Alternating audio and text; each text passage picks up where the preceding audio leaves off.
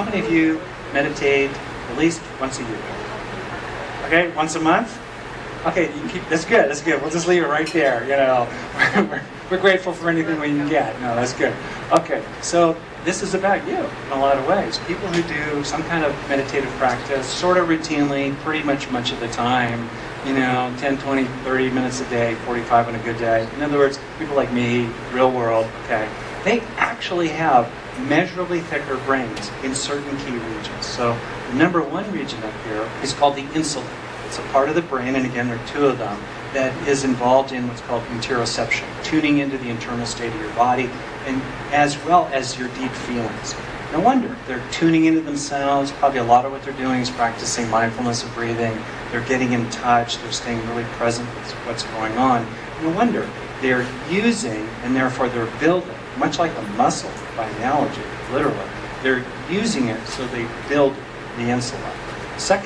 The second region is the frontal regions of the prefrontal cortex, the frontal areas that are involved again in controlling attention. No surprise here as well. They're using attention, so they're getting more control over it, and they're strengthening its neural basis. The third region up at the top is somatosensory cortex. It's a part that basically they're tuning into their body. It's less relevant for our purposes. The point is that people who routinely practice something, in this particular case, mindfulness meditation, build up the neural substrates that are its basis. Normally we lose about 10,000 brain cells a day. That may sound horrible, but we were born with 1.1 trillion. And we also have several thousand a day born inside mainly the hippocampus, actually, and in what's called neurogenesis. So losing 10,000 a day isn't that big a deal, but the net bottom line is that a typical 80-year-old will have lost about 4% of brain mass. It's called cortical thinning with aging. It's a normal process. So in this study, there was a comparison between the meditators and the non-meditators. The meditators are the blue circles, the non-meditators are the red squares, age, matched, and so forth. This was not a longitudinal study; it was a cohort study with some good statistical controls.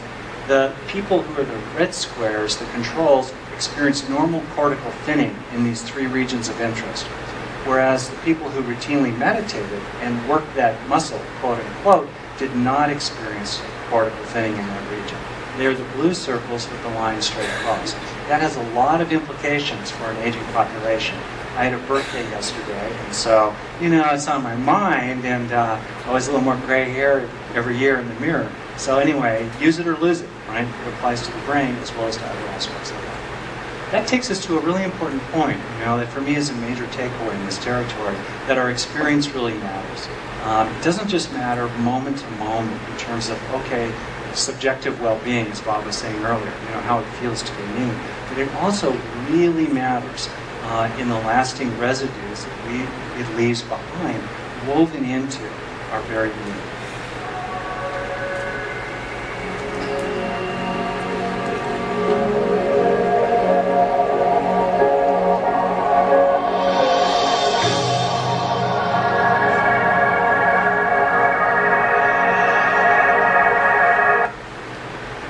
So I took lessons from Rick Hansen, and he makes all his talks freely available. His website is on my resource list, which I'll show you later. So if you're interested in learning more about his practice and his ideas, right, you can go to his website and you can watch hours and hours of material. So,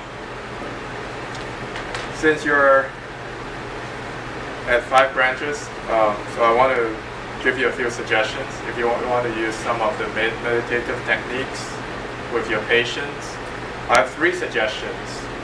One is a simple mindfulness meditation focusing on the breath. Very similar to what I showed you at the beginning of today's talk.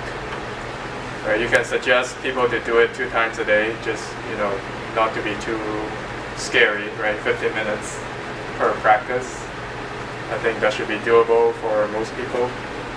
And maintain an alert and comfortable posture, and put the emphasis on comfortable, right? Don't tell them they have to do full lotus, for example. And relax the mind, the body, and focus on the breathing. It's as simple as that, right? And if the mind wanders, go back to your breathing. And then anything that comes along, whether it's physical or mental, just take note of it and then let it go, right? Without any kind of judgment. As Dr. Wong mentioned earlier, don't get fixated on any kind of feelings and emotions, whether it's positive or negative, right? Don't get overjoyed when you have some positive experience and say, oh yeah, this is going to bring me to Nirvana, so let me just follow it, right? Or you have some kind of agitation and anxiety and say, oh, you know, my meditation is failing right now, so I'm getting more depressed, right? So try to get your patients to get away from that kind of thinking. That's what I'm saying. Whatever comes along is what comes along. Whatever comes along will go, right? Nothing is permanent. So just take note of it and let it go. So that's basic sitting, basic mindfulness, sitting, focusing on the breath. That's suggestion number 1.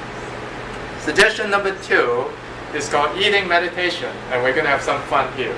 So what you do is you pick up the raisin, put it in your hand.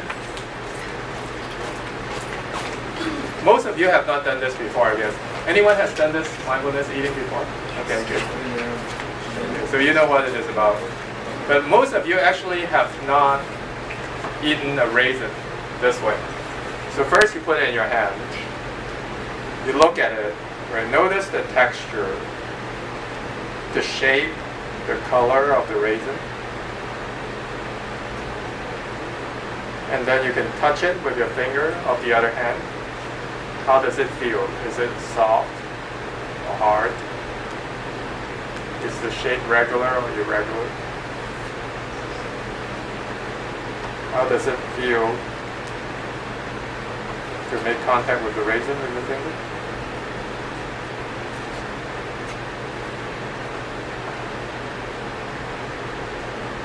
Then you can hold it with your fingers like this. And you can put it in your mouth. Don't chew on it, just put it in your mouth. How does it feel with the raisin in your mouth?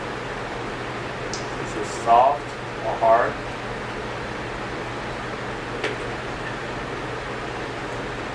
Is there any kind of taste coming out?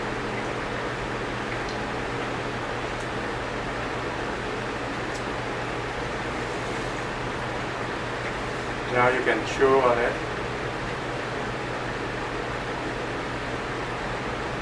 Do you taste the inside of the raisin? Any kind of sensation?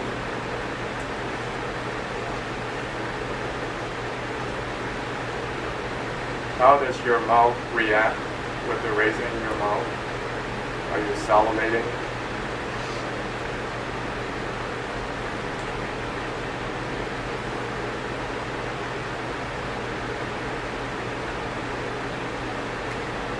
And now you can start swallowing bit by bit.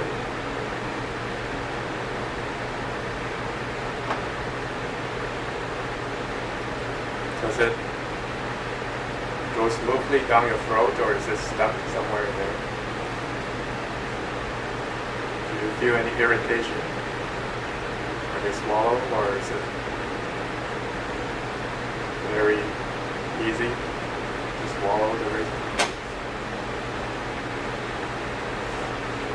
Now with the raisin almost gone from your mouth, is there an aftertaste in your mouth?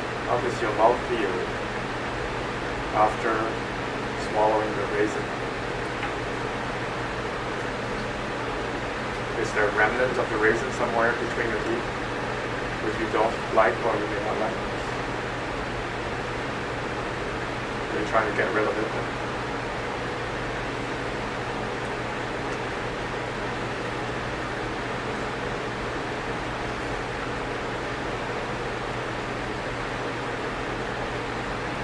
Is this a new experience on how to eat a raisin? Have you ever eaten a raisin like this before? Is it the same or different? It's different, right?